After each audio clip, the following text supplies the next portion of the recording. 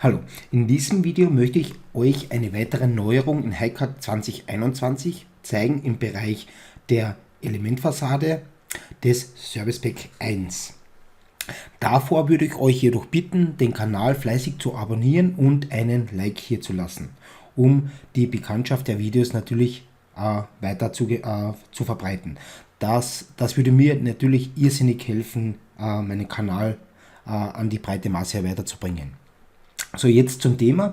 Und zwar geht es hier darum, dass im Service Pack 1 unter der Haube der Elementfassade sehr viel geändert worden ist, was man im ersten Anschein natürlich nicht sehen kann.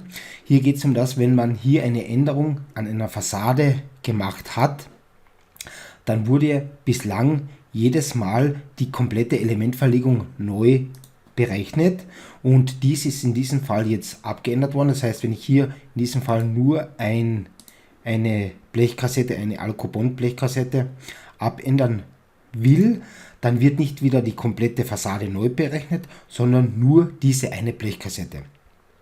Dies spart natürlich eine erhebliche Zeit des Neuberechnens und somit können Sie wesentlich schneller Änderungen im Bereich der Elementfassade generieren. Natürlich möchte ich auch sagen, es muss ja nicht immer nur eine Alcobond-Blechkassette sein, das können ja von Ihnen auch selbst definierte Fassadenplatten, Blechpaneele, Glaspaneele, alles Mögliche kann natürlich damit erzeugt werden.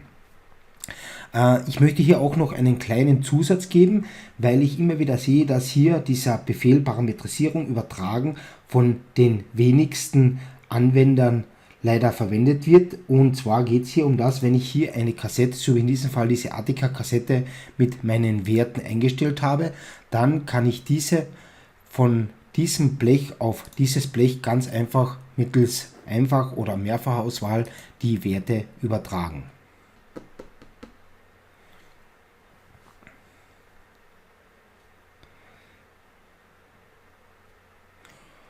Man sieht hier, dass ich hier natürlich sehr einfach, wenn ich ein Blech geändert habe, dies übertragen kann und somit verkürzt sich natürlich die Bearbeitungszeit hier auch wesentlich.